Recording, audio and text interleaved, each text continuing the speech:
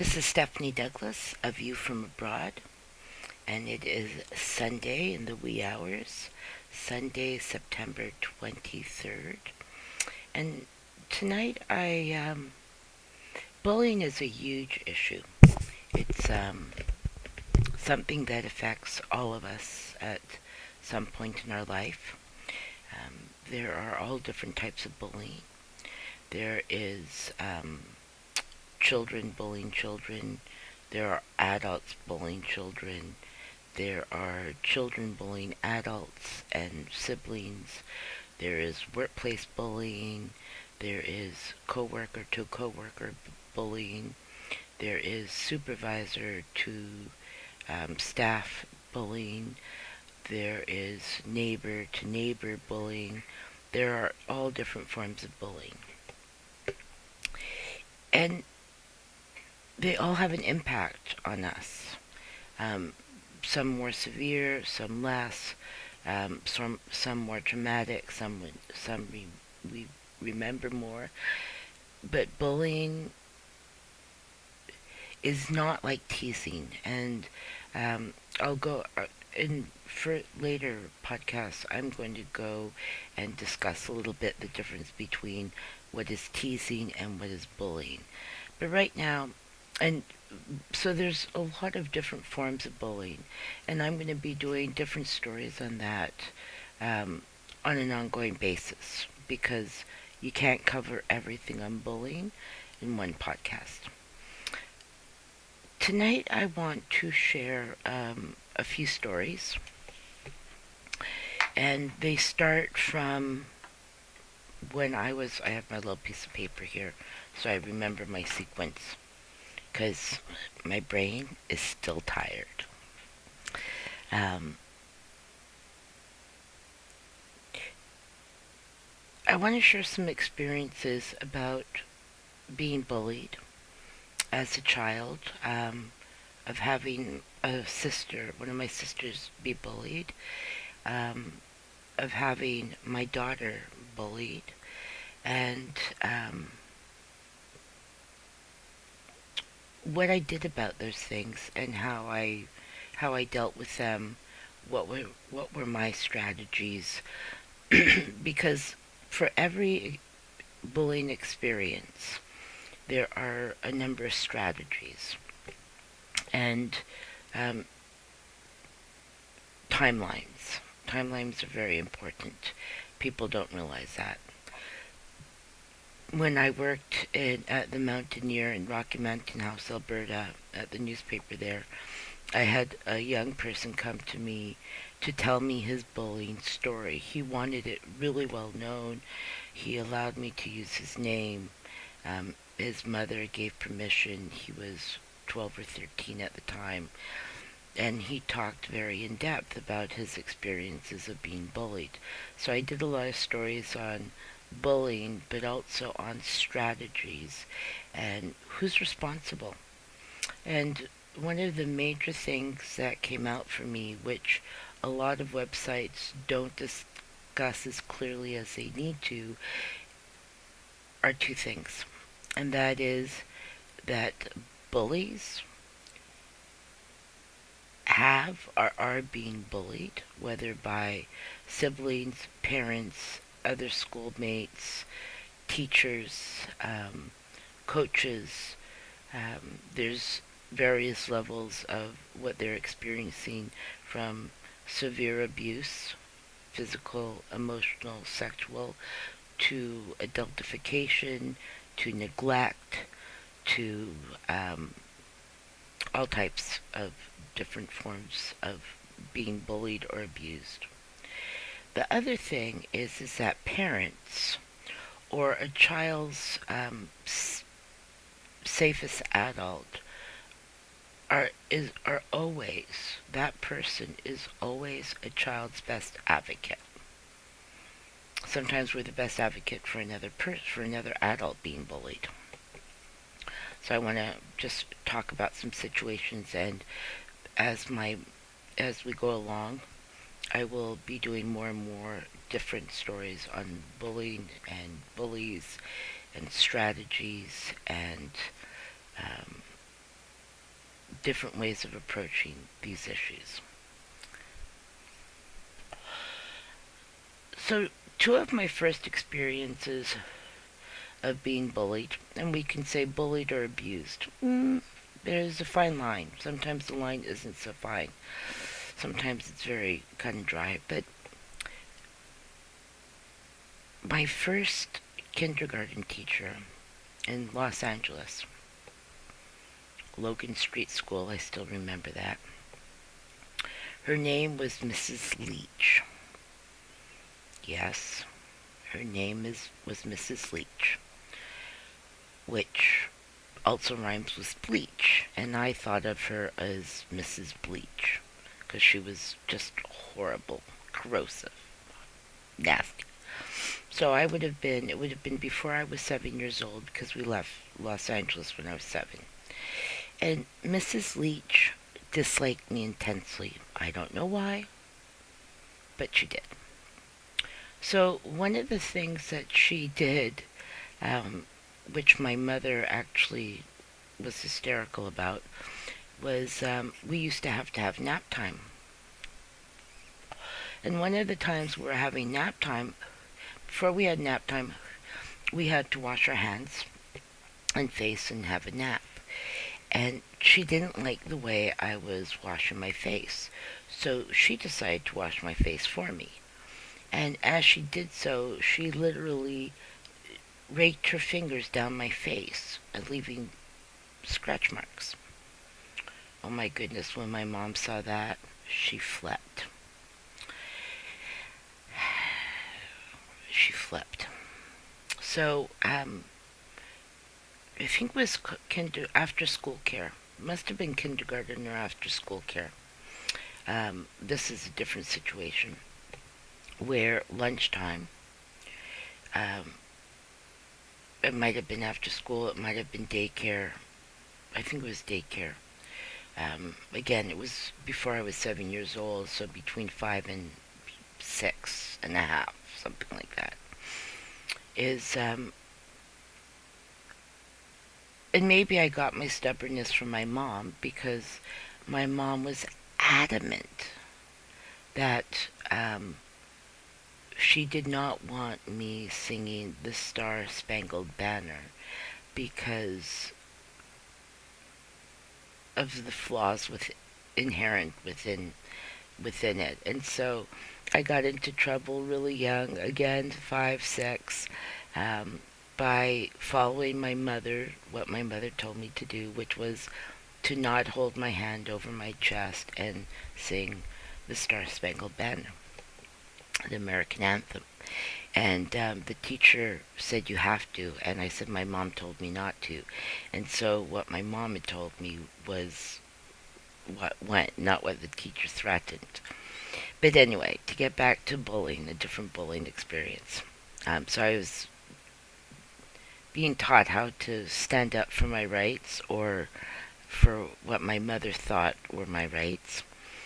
But at school, one day we got served lima beans, canned lima beans.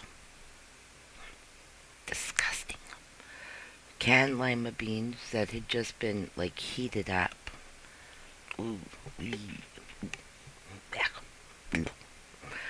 I actually like lima beans now, but only if they're fried with garlic and onion and. But anyway, lima beans are actually hard to digest for a little kid. And little kids know, we know when we're young, if we're exposed to a lot of different foods and get to try a lot of different things, we develop sophisticated tastes. But we also automatically know what we can't process, we can't digest well. So I had a few of the lima beans. They made me want to puke, and so I said I couldn't eat them. And the teacher at that point, I don't remember who it was, it could have been Mrs. Leach, who knows, um, said that I could not get up from my chair until I ate my lima beans. And so I sat in that chair from lunchtime until, I don't know, 4 or 5 o'clock, till my mother picked us up. I was still sitting in that chair. I had peed because they wouldn't let me get up even to go to the bathroom. Um, and I would not eat the lima beans. So I guess they thought they could break me down by just being horrific. Well, actually, that's kind of like torture, isn't it? So maybe it's more than bullying. Maybe it's like child torture. Anyway, I sat in that chair for like 3 or 4 hours and did not eat the lima beans, peed my pants because they wouldn't let me go to the bathroom. They said, you cannot leave your chair until you eat your lima beans. And yeah, my mother dealt with that one. Those experiences, even all these years later, like 50 years later, 51 years later, I still remember them pretty clearly. So those are a couple experiences. My mother dealt with those immediately, and that is what a parent should do, or a caregiver, or a safe family member in that kind of situation. One of my first experience of protecting someone else from being bullied was when we first moved to Spain, and we went right into. I was 7.5 actually, almost going on 8, so I was a little bit behind. I was a little bit older than the other kids, and my sister was 5.5, roughly. There's 21 months between us.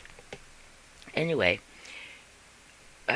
we went right into Spanish school, and I got along fine with most of the kids. Also, if anybody bugged me, I would just punch them out.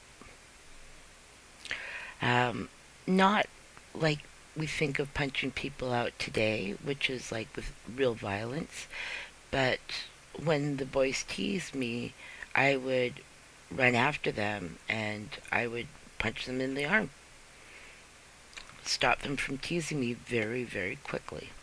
And it wasn't violent punches, it was the way it used to be 50 years ago, where you kind of define and are allowed to define your place in society and with other kids by how they treat you and also how you react.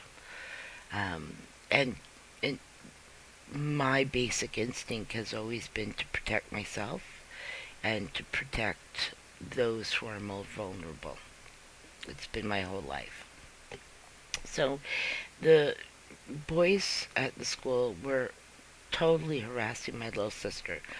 They were pulling on her hair, lifting up her dress, all those kinds of things.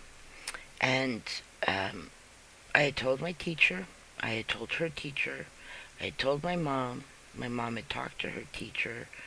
Jennifer's teacher was horrible, um, so she didn't do anything. So the bullying didn't stop, and there was too many boys for me to deal with. There was like 5 or 6 who were always engaged in teasing her.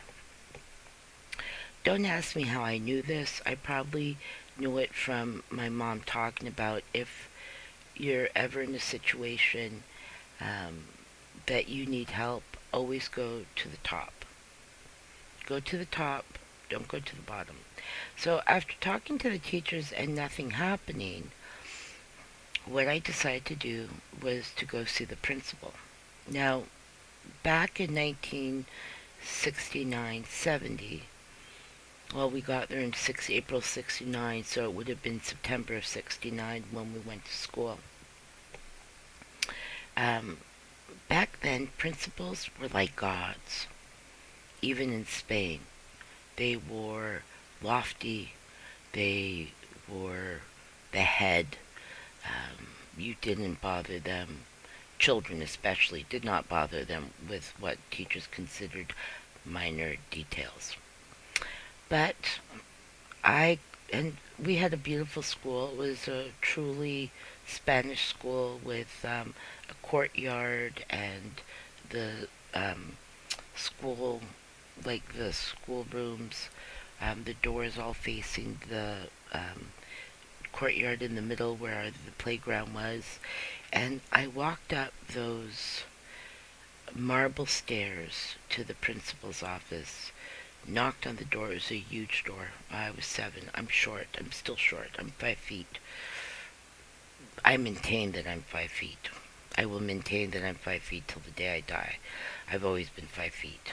I'm not going to talk about the fact that I'm supposedly like decreasing in height. 5 feet. Anyway, I walked up the stairs and I knocked on the principal's door. And the principal, I can't remember his name, but he was an incredibly lovely, gentle, kind, considerate person. And he had me sit on a chair in front of his desk and he asked me to tell him what the problem was. And I explained how these boys were hurting my sister every day, that they were making her life miserable, that they were teasing her and pulling her hair and lifting up her dress and making her cry, and that there was too many of them for me to deal with. And could he please do something? Oh my goodness, when I got down from there, and my teacher, Doña Maria, oh my God, she was tough. She was a tough broad. Those were the days when they made you, kneel. Here's my arms going out. Kneel with books on your arms. She never hit me with the ruler. I guess she knew that if she did something like that, it would be not a good idea. Um, but yes, standing with or sitting with books on your head, or anyway. Um, she said she was very upset with me. She said, "You're not supposed to go up to the principal and bother him with silly things of little kids." But the principal called those boys into his office because I gave him the names of each one because I had made sure I found out the names of each boy. And my daughter was never bullied. My sister, Jennifer, was never bullied again. So that's how I dealt with that at 7.5.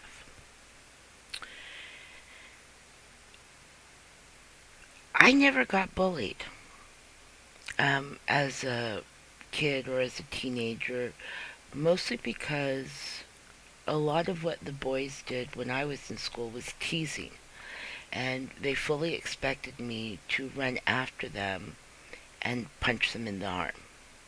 So if they did do something, I would run after them and punch them in the arm. And then they would go, "You punch like a boy." And I go, "No shit." But in Spanish.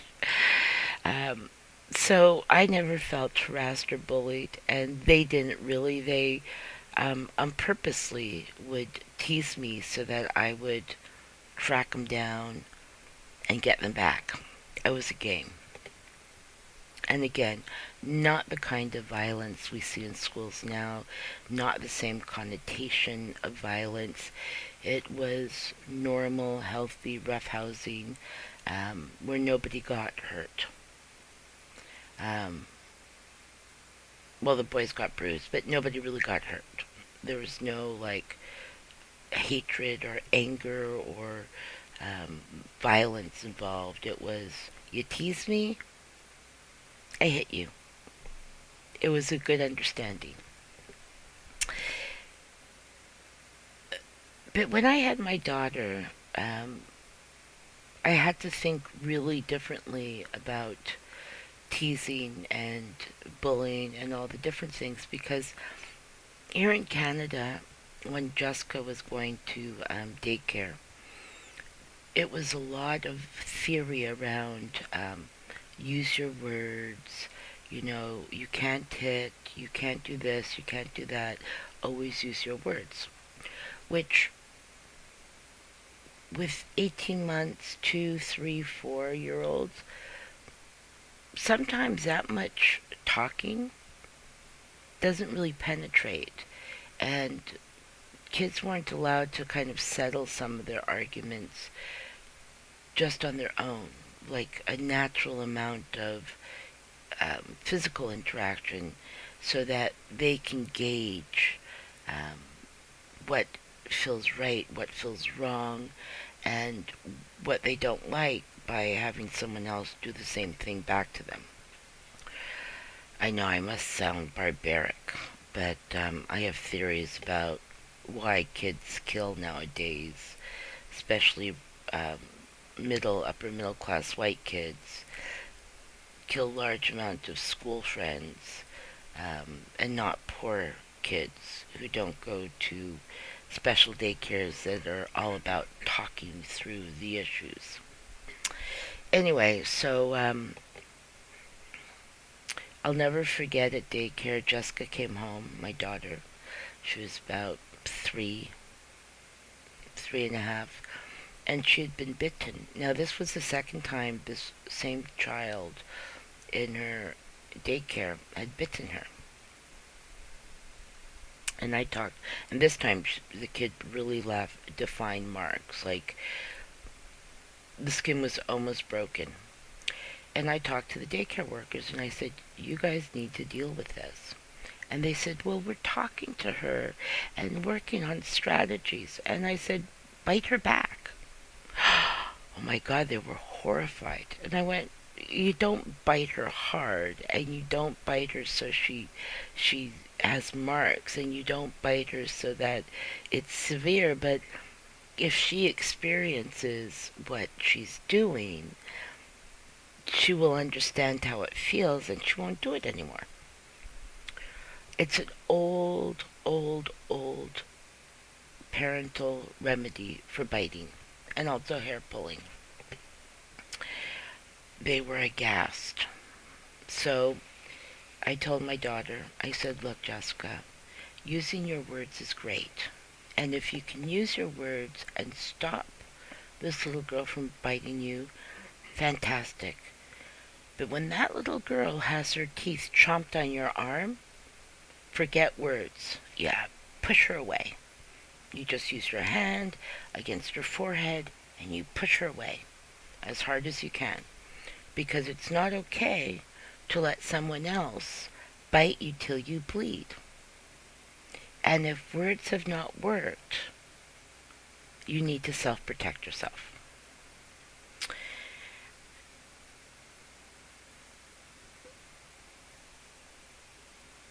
I think the teachers, after I said, "I have told my daughter that if this little girl hangs onto her arm again, biting her, that she is to self-protect herself. So it's up to you to make sure my daughter does not get bitten again." And Jessica was never bitten again. Fast forward to when she's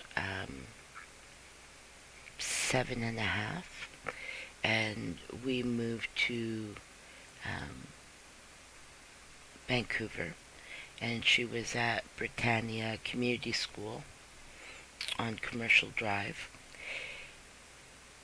And I think her first year was great. She had a wonderful teacher. The after school care was incredible. Um, it was in whatever grade 8, what is that, second grade? Third grade? Anyway, she was 8. 8.5 going on 9, I believe. And she had a teacher who was incredibly abusive. In fact, he was so abusive that Jessica was showing um, different symptoms of abuse. And so I took her to um, to an orthopedic, no, to a a pediatrician. And I took her to counseling, and I did everything I could think of to find out what was going on.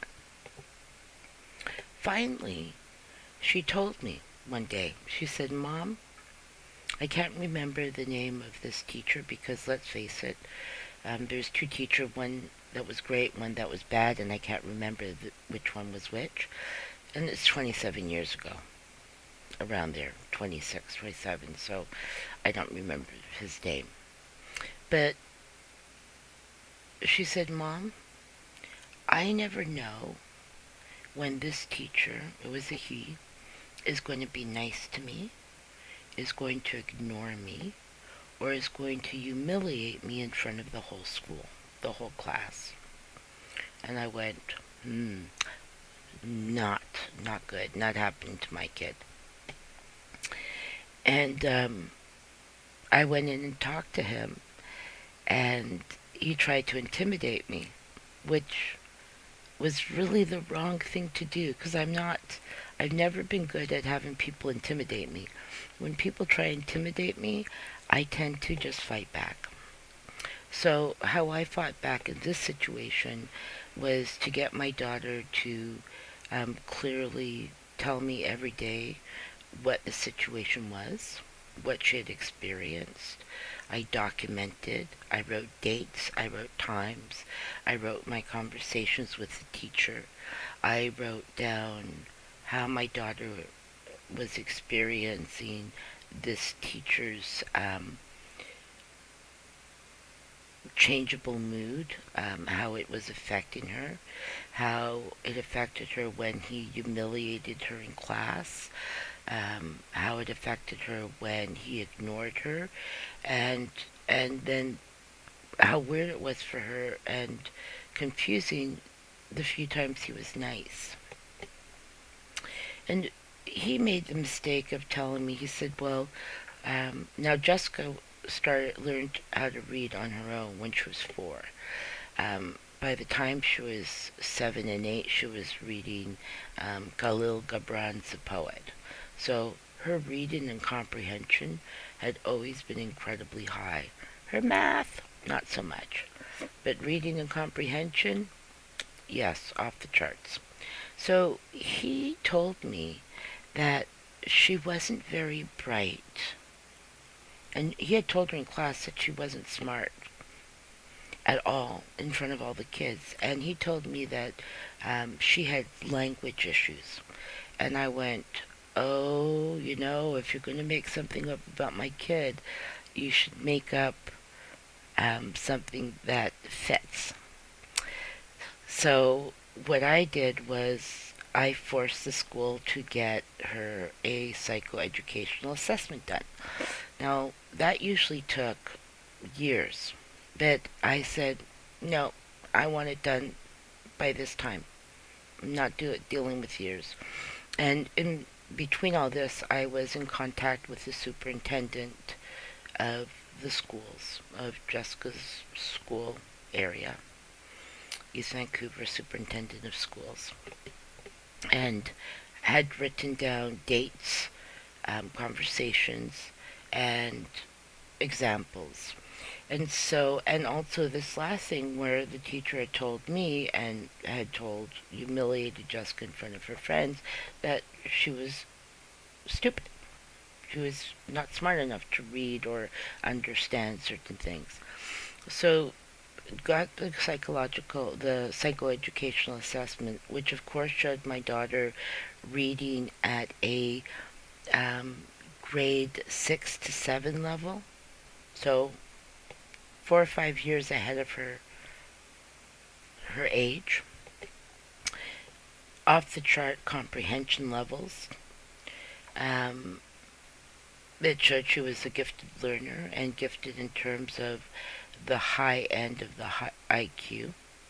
Not that I really believe in IQs, but that she was reading and comprehending at grade levels far ahead of her actual age. In math, she's not so good, which I understood. She wasn't great at math. I had issues with math.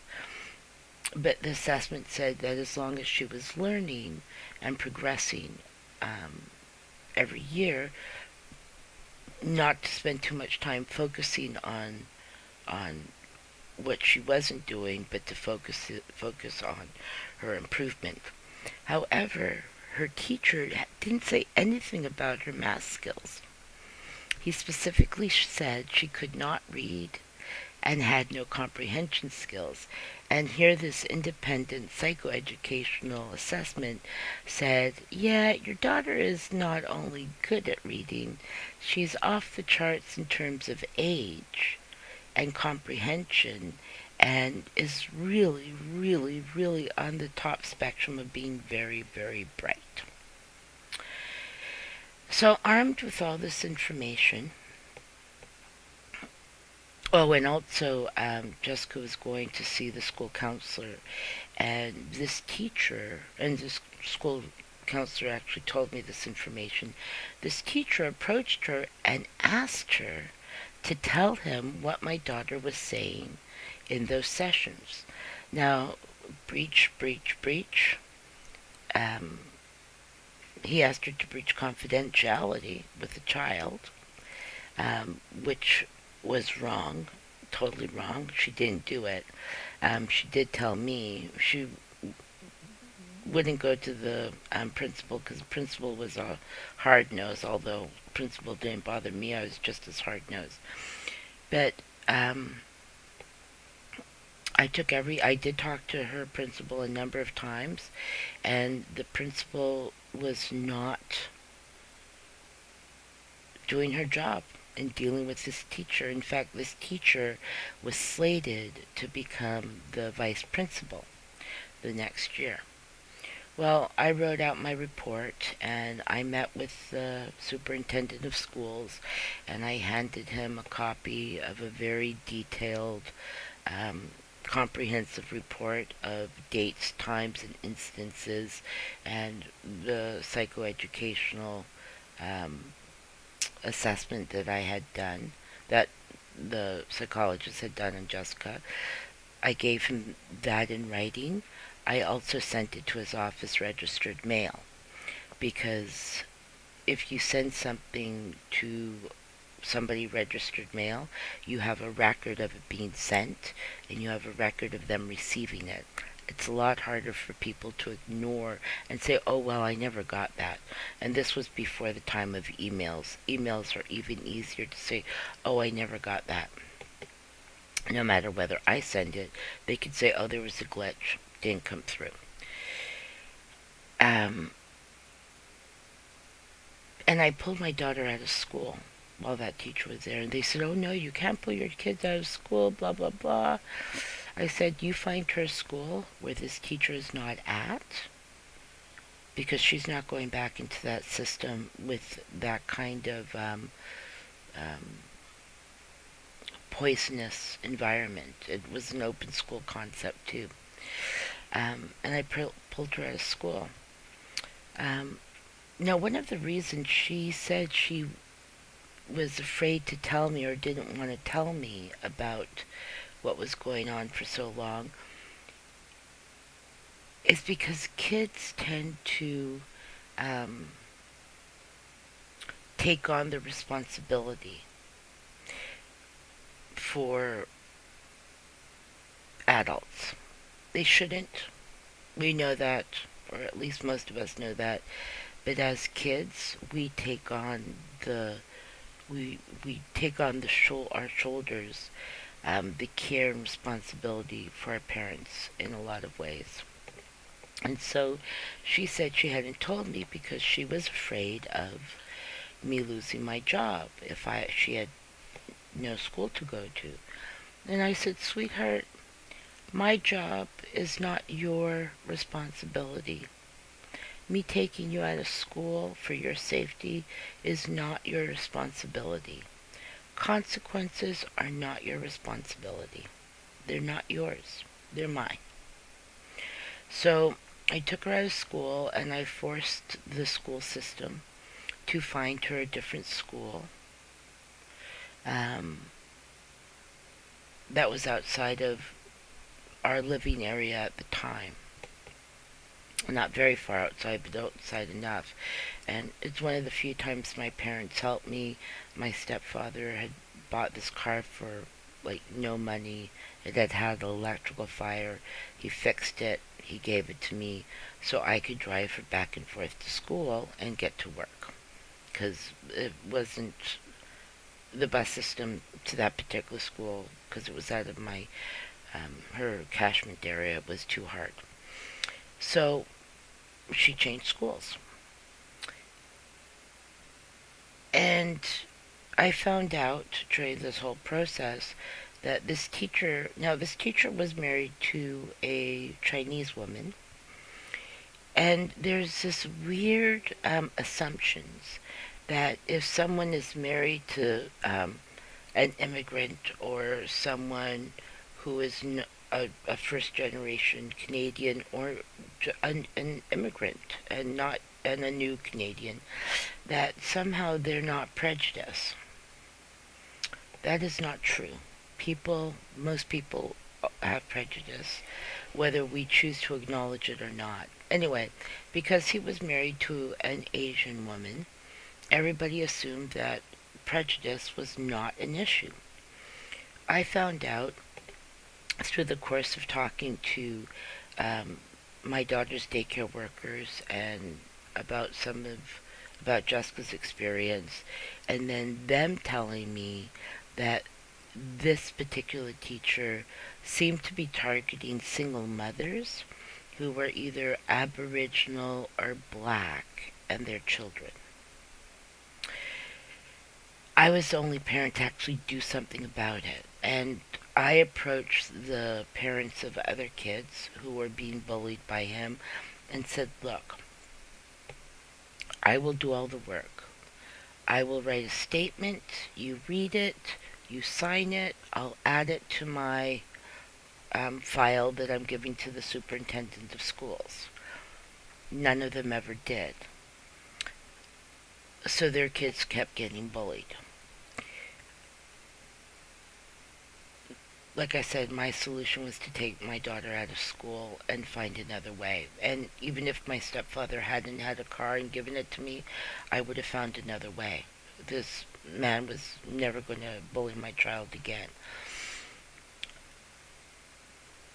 But one parent can make a huge difference because that man, that mean, bullying man, abusive to young children, emotionally and mentally abusive, really, um, he did not get the assistant the vice principal position, and in fact, they transferred him to another school. He should never have been transferred. He should have been fired from the school system. But that is where unions sometimes are not in the best interest of the people being served by the union members, but only in the best interest of the person who is a member of the union.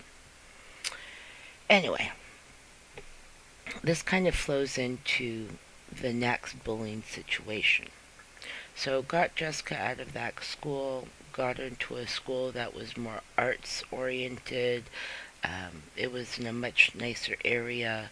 I had already applied for co-op housing, which was just blocks away. There was a great after-school care program, Frog Hollow Neighborhood House, right next to her school. They bused the kids from the school um, to the neighborhood house, and when I moved to the co-op, we were literally just down the street, so it was awesome. But when Jessica started that new school as a new student, there's a group of girls who decided that she was new fodder. New kid, new fodder. And Jessica's a strong person, but um, at that point in her life, she didn't really fight back when it came to being bullied. But I knew something was wrong, and so I asked her what's going on. And this was in the first 2 weeks of her being at school there, first 3 weeks. And she told me about this group of girls who were always harassing her at recess. So I did what I think every parent should do is I went in and talked to the principal and said, These are the names of the girls, and this is what's going on. Deal with it. You're responsible for my daughter, for her care, for her safety while she is in school. When she is in school, you are as responsible for her emotional, physical, and spiritual well being as a parent because she is under your care. And legally, I'm supposed to have her under your care. And so the principal talked to the girls and talked to the girls' parents, and the bullying stopped immediately, and Jessica actually ended up making friends with them. Once these kids realized that their teasing had crossed over from teasing to bullying, and I didn't let it go on. I gave her a week, I think, or a week and a half. I gave because I did give her time to work it out with them, because there is a line between teasing and bullying. So I gave her a week. Might have been 2 weeks, but I said, look, because she didn't want me to talk to the principal. She said, no, it will just get worse, it will just get worse, which is a myth a lot of the time. Um, so I said, okay, you have this much time to try these strategies. And I gave her a number of strategies, such as, being nice, going over and saying, look, this is, what you're doing is actually really hurting my feelings. Can we figure out a way to be friends or at least get along? At least, and I gave her a week or 2 weeks max. At the end of that time, I said, if it's not fixed, if you haven't been able to resolve it with them, I'm going to step in and deal with it. And I did, because I think parents, a lot of times you hear of kids being bullied for years. No, years.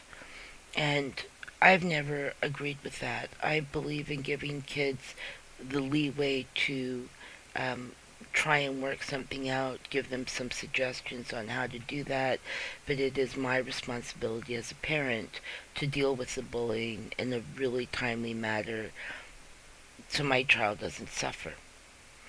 And so that those children also learn a lesson about this is not behavior that is going to be accepted. So after the 2 weeks, it was still happening. I went in, talked to the principal.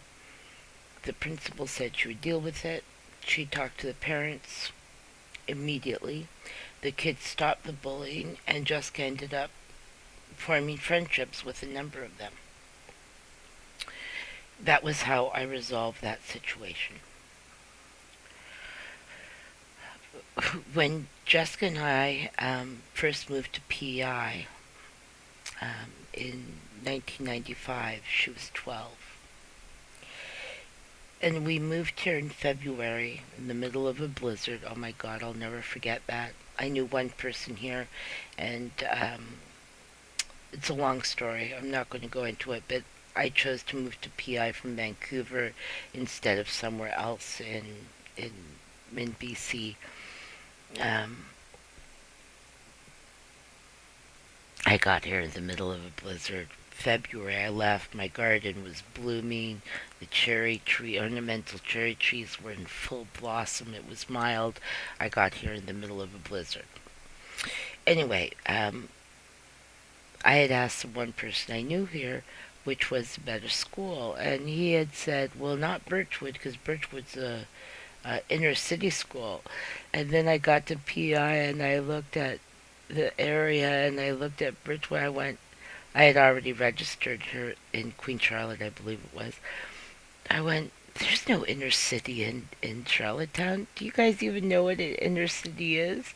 I had just moved from Vancouver, where I worked in mental health, and in the downtown east side, um, downtown Vancouver core, I had worked with the East Side Residents Association at their Portland Hotel, the old one, and also um, with their co-op housing, and the co-op housing was just blocks from a strip club, and that's inner city when the teachers have to go out every single morning and pick up needles and condoms and drug paraphernalia and dispose of them before the kids get to school, and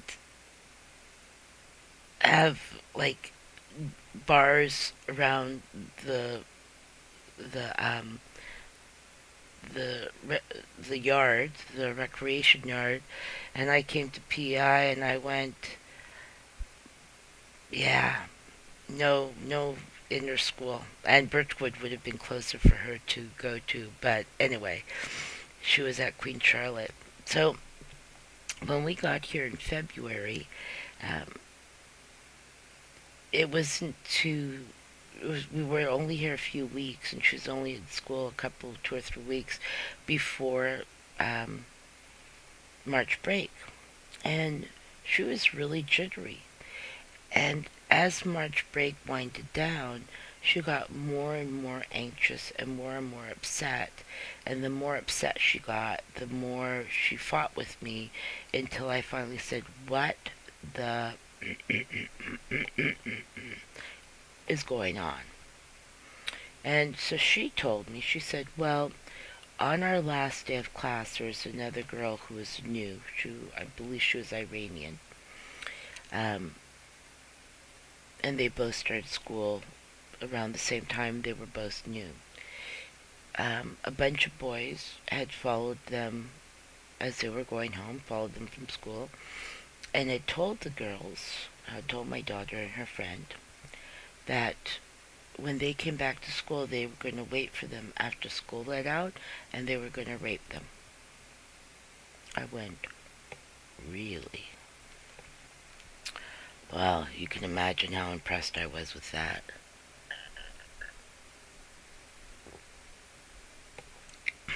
So, the first thing I did was go down to the Charlottetown police station, which was where City Hall is now, or next to it, whatever. It was down there. I went to the Charlottetown police station and I said, "I don't know about PI, but in my world and in Vancouver and in the rest of the world that I've been around, when boys threaten girls that they're going to rape them, that's very, very serious. It's not just serious for my daughter, it's serious for the boys who may or may not know what they're really talking about and may or may not mean it, but they need to know that this behavior is absolutely unacceptable. Like, it is unacceptable." And the Charlottetown police were fantastic. What they did is they went down to the school and they took the kids out of class, the boys out of class, and gave them a really stern talking to.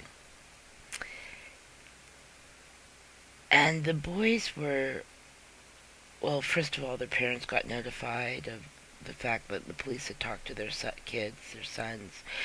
The, the boys were horrified and mortified, um, because they said, "Well, we weren't really going to do anything. We were just trying to scare them." And what the police told them is that's not an acceptable way to talk to girls, and it's not an acceptable way to try and scare girls. Like, that is a serious threat. The mother is taking it seriously, and she came to us, and we are taking it seriously. So, um, so those boys apologized directly to the girls, my daughter. Um, I think Jessica made friends with one or two of them. They were really, really, really sorry because they really didn't understand. They had picked some of this up from TV and from older boys. They did not really, like, my daughter was 12, so all these kids were around 12, 11, 12, 13.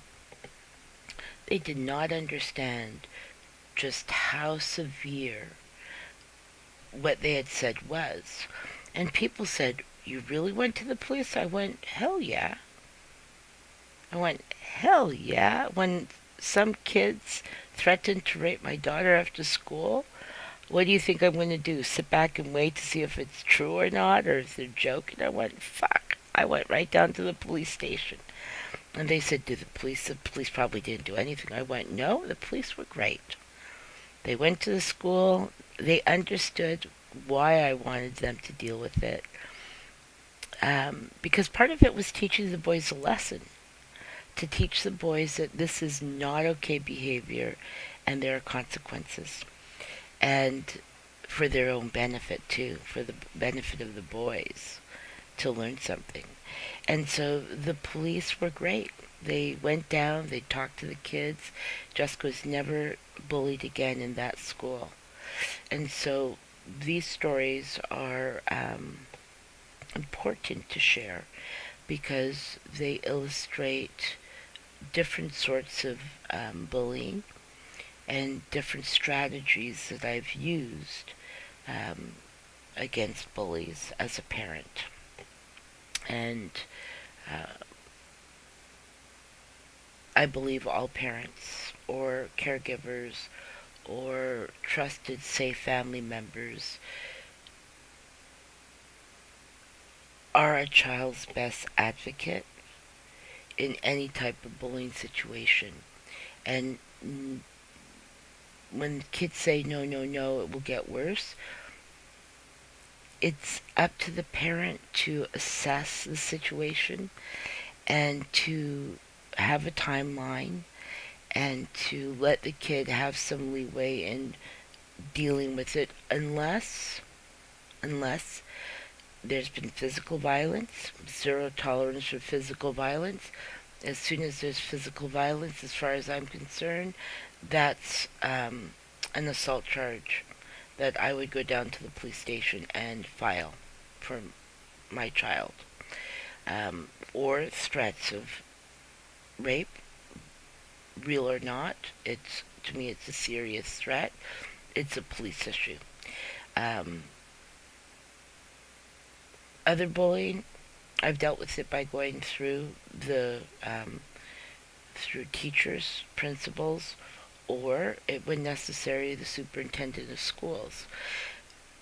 But I am the main person responsible for taking care and dealing with the bullying as a parent, not my child. That's like asking.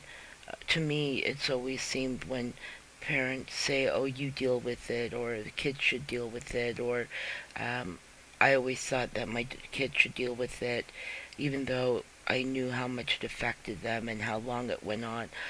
To me, asking someone who's being bullied to deal with the bully is like asking a rape victim, male or female, to go and talk to the rapist and try and figure out a good strategy. It's not up to that person. It's not up to the person being bullied. Um, if it's crossed the line from teasing to bullying, it's up to the parent, caregiver, good teacher, principal, trusted family member to step in, set a timeline, and create the solutions. So if you're a parent or you're a caregiver, big sister, big brother, aunt, uncle, niece, friend of the family, um, foster care parents, whatever your role is in a child's life, and you know they are being bullied, it is up to you, not the child. It is up to you to ensure that child's safety.